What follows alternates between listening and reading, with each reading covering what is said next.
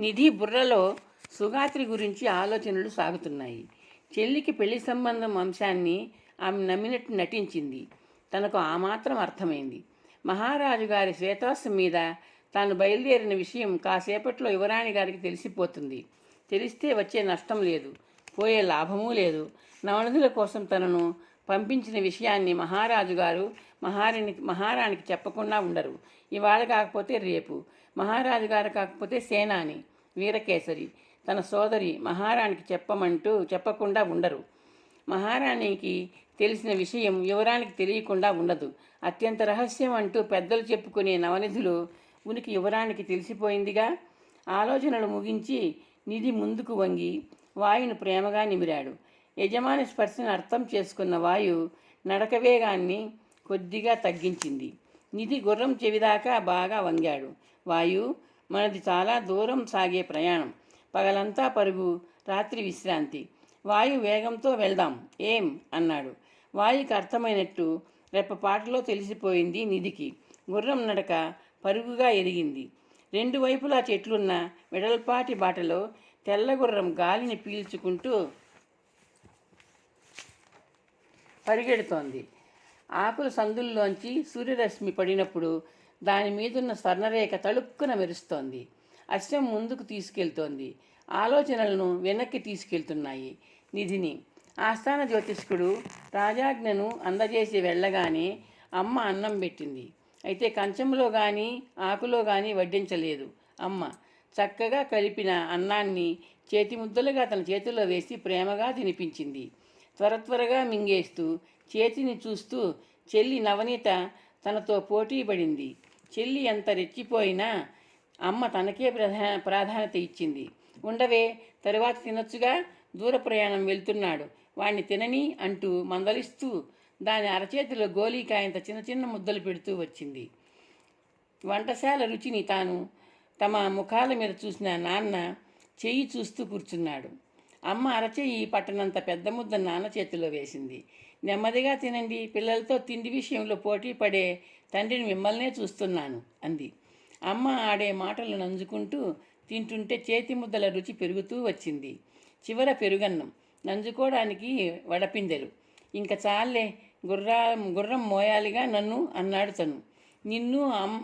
నిన్ను అమ్మ సిద్ధం చేసి సద్దన్నం మూటను మోయాలి, నవనీత నవ్వుతూ అంది. ఆలోచనలు మళ్ళీ అమ్మ చేతి ముద్దలు తిన్నంత ఆనందాన్ని ఇస్తున్నాయి నిధికి.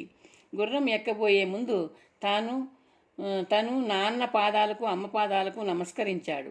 లేచాక నాన్న దగ్గరగా తీసుకొని వీపు నిమిరి ధైర్యం చెబుతూ ఉత్సాహాన్నిస్తున్నట్లు భుజం తట్టాడు. తన్ను మాలిన ధర్మం లేనట్టే తన్ను మాలిన సాహసం లేదు. సాధించాలంటే నువ్వు క్షేమంగా ఆరోగ్యంగా ఉండాలి. నీ ప్రయాణ లక్ష్యం ఎవరికీ చెప్పకు.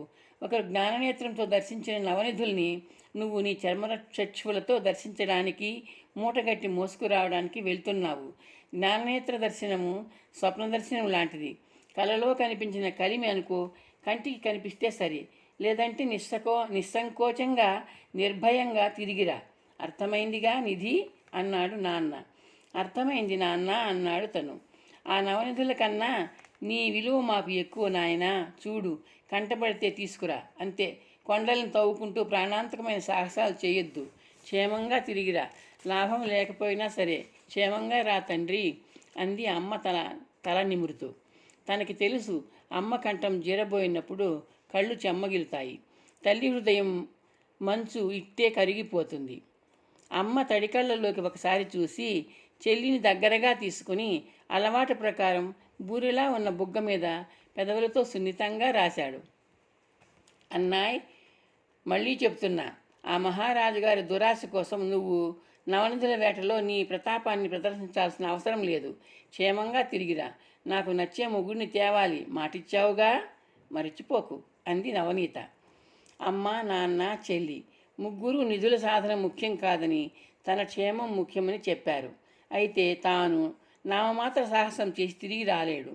తన ప్రయత్నం ఎన్నెన్నో సాహసాలతో కూడుకుంది. కొండగుర్తుల ఆధారంగా నిధి సన్నిధిని చేరుకోవాలి. గుహ కాదు, పర్వత గర్భం. పర్వత గర్భం అంటే ఏమిటో, అది ఎక్కడుందో కనిపెట్టాలి. నిధులు చాలా చాలా విలువైనవి.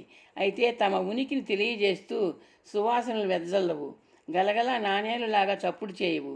తల్లిదండ్రుల జాగ్రత్త సూచనలు గుర్తుంచుకుంటూనే చిత్తశుద్ధితో నిబద్ధతతో అన్వేషణ సాగిస్తాడు తను. అడుగు వేసి ఆగిపోడు. సగం దూరం సాగి తిరిగి రాడు. ఆత్మవంచన చేసుకోడు. ఇది తన శక్తికి పరీక్ష. నవనిధులు సాధించితే అది తనకు ఘన విజయం. నవనిధులు లేవని తేల్చుకుంటే అది తనకు ఘన విజయమే. నిధి సన్నిధి గ్రంథం ఒక పుక్కిటి పురాణంగా తేలిపోతుంది. శ్వేతాశ్వము వాయు అలసట అనేది లేకుండా పరుగుతీస్తోంది. దారికి అటు ఇటు అక్కడ పొలాలు తోటలు కనిపిస్తున్నాయి. పొలం పనుల్లో ఉన్న జనం గాలిలో తెల్లమబ్బు కునకలా వెళ్తున్న తన గుర్రాన్ని ఆశ్చర్యంగా చూస్తున్నారని నిధికి తెలుసు. వాయు వేగాన్ని అందుకునే ప్రయత్నంలో నిమగ్నమైపోయి దూసుకెళ్తోంది వాయు. దారిలో శ్వేతాశ్వం మీద దానికి దారి చూపుతున్నట్టు ముందు పరుగెడుతోంది. గుర్రం మీద ఉన్న తన నీడ పొడవు పెరుగుతున్నాయి. సూర్యకిరణాల వేడి తగ్గినట్టు తన వీపు తెలియజేస్తోంది. తల తిప్పి వెనక్కి చూశాడు అతను. ఎర్రటి గుండ్రటి సూర్యుడు 2 పర్వతాల మధ్య క్రిందికి జారిపోతున్నాడు. ముందు పరిగెడుతున్న నీడ ఉన్నట్టుండి ఎడమవైపు తిరిగింది. అంటే తను ఇప్పుడు ఉత్తర దిశగా ప్రయాణం చేస్తున్నాడన్నమాట. తన గమ్యం అదే. దారి ఏటవాలుగా మారుతోంది. ఎదురుగా చిన్న కొండ కనిపిస్తోంది. దారి గుర్రాన్ని కొండపైకి తీసుకెళ్తోంది. మధ్యాహ్నం చెట్టు నీడన్న సెలయేటి ప్రక్కన భోజనం చేశాడతను. ఆ భోజన విరామ సమయం తప్పించి ఉదయం నుండి సాయంత్రం దాకా తన ప్రయాణం సాగింది. ప్రయాణం సామాన్యమైన వేగంతో కాదు, చాలా వేగంతో. వాయువు యథేచ్ఛగా కాలికొద్దీ పరుగు తీసింది. ప్రయాణం ఎన్ని యోజనాలు సాగిందో తనకు తెలియదు. పచ్చగా ఎత్తుగా పెరిగిన మహావృక్షాలు, ఆ వృక్షాల మధ్య అక్కడక్కడ నల్లటి బండరాళ్ళు. ఆ బండరాళ్ల పర్వతం మీద ఉన్న వృక్ష సంపద హరితవర్ణాన్ని హెచ్చవేత వేసి చూపిస్తున్నాయి. నిధి వెనక్కి చూశాడు. వాయు చాలా ఎత్తుకి ఎక్కేసింది. మసక చీకట్లు నెమ్మదిగా ముసురుకుంటున్నాయి. నీళ్లు దూకుతున్న చప్పుడు 2 నల్లరాళ్ల మధ్య తెల్లగా జారుతున్నాయి. నీళ్లు జలపాతం. బండరాళ్ళకి ఏర్పడిన నెరియలలో మొలకెత్తి పెరిగిన చెట్లు గాలిలోకి ఏటవాలుగా వంగి క్రింద పడిన నీళ్లల్లో తమ అందాలను చూసుకుంటున్నట్టున్నాయి. జలదర్పణంలో సాగున సొగసు చూసుకుంటున్న తరువులు. చెట్టు పొదలు తీగలు చల్లటి కొండగాలిని ప్రసారం చేస్తున్నాయి. అంతసేపు ఏటవాలుగా పైకి ఎక్కిన కొండదారి ఉన్నట్టుండి సమతలంగా మారింది. తను కొండపైకి చేరుకున్నట్లు గుర్తించాడు నిధి. కొండదారిలో అక్కడక్కడ పాదచారులు అశ్వారూఢులు తగిలారు. కొండపైకి ప్రయాణం చేస్తూ అయితే వేగంగా దూసుకెళ్తున్న వాయు వాళ్లను పలకరించే అవకాశం ఇవ్వలేదు తనకు. కొండ మీద సమతల మార్గం ఎత్తుగా నిలువుగా నిల్చున్న 2 బండరాళ్ల మధ్య ఒక్కసారిగా మలుపు తిరిగింది. ఎదురుగా ప్రత్యక్షమైన దృశ్యం నిధిలో ఆశ్చర్యం పడవేసింది. కొండరారికి ఒకవైపున తూర్పు వైపు ద్వారం ఉండేలా ఎత్తుగా ఉన్న ప్రదేశంలో ఏదో ఆలయం ఉంది. ముందు ప్రధాన గోపురం, ప్రాకారం, గర్భాలయ గోపురం ఉన్నాయి. భక్తులు మెట్లెక్కే ప్రధాన గోపురాన్ని సమీక్షిస్తున్నారు. ఆలయానికి ఎదురుగా దారికి సమానంగా విశాలమైన ప్రాంగణం ఉంది. ఆ ప్రాంగణంలో దర్శనానికి వచ్చిన భక్తులు తీసుకువచ్చిన ఎడ్లబండ్లు, గుర్రాలు, రథాలు లాంటి వాహనాలు ఉన్నాయి. ప్రాంగణంలో ఆలయానికి అభిముఖంగా గోపురాన్ని మించిన ఎత్తులో ఒక నల్లటి బండరాయి ఉంది. అది ఒక శిల. ఎందుకో భక్తులు స్త్రీలు పురుషులు వరుసగా ఆ ఏకశిల వెనుక వైపు వెళ్తున్నారు. అప్పటికే వెళ్ళిన వాళ్ళు తిరిగి వస్తున్నారు. నిధి గుర్రాన్ని ప్రాంగణంలోకి పోనిచ్చాడు. దిగి ప్రాంగణం అంచున పర్వతాన్ని ఆనుకుని ఉన్న చోటికి తీసుకెళ్లాడు. అక్కడ గుర్రాలు ఎడ్లు కట్టివేయబడి ఉన్నాయి. తన గుర్రాన్ని ప్రాంగణం మూలకు తీసుకువెళ్ళి కట్టివేశాడు నిధి. తనెప్పుడూ ఇటువైపు రాలేదు. కొండ మీద కోవెలను చూడలేదు. ఆలయంలో కొలువైన దేవుడు లేదా దేవత ఎవరు? ప్రాంగణం ద్వారం ఇరువైపులా ఎవరో పెద్ద పెద్ద దివిటీలు వెలిగిస్తున్నారు. ఆలయ సోపానాల మీదుగా చాలా దివిటీలు వెలుగుతున్నాయి. నిధి అటూ ఇటూ చూశాడు. ఒక వృద్ధుడు చిన్న రాతి మీద కూర్చుని ఆకు దొన్నెలోంచి ప్రసాదం తింటున్నాడు. నిధి అతని దగ్గరగా వెళ్ళాడు. తాత, ఏమి నాయనా? బోసినోటితో ప్రసాదం చప్పరిస్తూ అన్నాడు వృద్ధుడు. ప్రసాదం కావాలా? దర్శనం చేసుకున్నాక ప్రసాదం. ఇది ఏ దేవుడి గుడి తాత? నిధి చిరునవ్వుతో అన్నాడు. దివిటీల కాంతిలో వృద్ధుడి వెండి వెంట్రుకలు మెరుస్తున్నాయి. ప్రసాదం తినడం ఆపాడతను. తెలీదా? ఇది హరిహరాలయం నాయనా. ఒకే విగ్రహంలో విష్ణువు శివుడు ఇద్దరూ దర్శనమిస్తారు. హరిహరుల ఆలయమా? బాగుంది. భక్తులందరూ ఆ ఏకశిల వైపు వెళ్తున్నారు. దేనికి? అక్కడ ఏముంది? నిధి అడిగాడు. అదా, ఆ శిల పేరు ఏకశిల. 12 అడుగుల మందంతో ఉన్న శిల అది. 12 అడుగుల పొడవుతో దానిలో ఒక రంధ్రం ఉంది. ఆ రంధ్రం అంతా దళసరి శిలలో ఎవరో తొలిచారు. ఎలా తొలిచారు అని నన్ను అడగకు నాయనా, నాకు తెలియదు. నాకే కాదు, ఎవ్వరికీ తెలియదు. ఆలయంలోని ఆ హరిహరనాథునికే తెలియాలి. ఒక కంటిని ఆ రంధ్రానికి ఆంచి చూస్తే ఆలయంలోని హరిహరనాథ స్వామి వారి పాదాలు దర్శనమిస్తాయి. ముందుగా దివ్య పాదాలను దర్శించి దండం పెట్టుకుని ఆ తరువాత ఆలయంలో స్వామి దర్శనానికి వెళ్తారు. నువ్వు అలాగే చేయాలి సుమా. ఆ పాదమౌళి పర్యంతం పాదాల నుండి శిరస్సు దాకా క్రింద నుండి పైకి చేసుకోవాలి దైవ దర్శనం. అలాగే తాత, ఈ ఆలయం ఏ నగరం పరిధిలో ఉంది? తెలీదా నాయన? ఏది నీ ఊరు? వృద్ధుడు ప్రసాదం తినడం పునఃప్రారంభిస్తూ అడిగాడు. కోటేర నగరం. అలాగా, చాలా దూరం వచ్చావే. ఎప్పుడు బయలుదేరావు నువ్వు? నిన్న మొన్న? కాదు తాత, ఇవాళ ఉదయమే. ఏంటి, ఈ ఉదయం బయలుదేరావా? వాయువేగంతో వచ్చినట్టున్నావు. నా గుర్రం పేరు అదే, వాయువేగంతోనే వచ్చాను.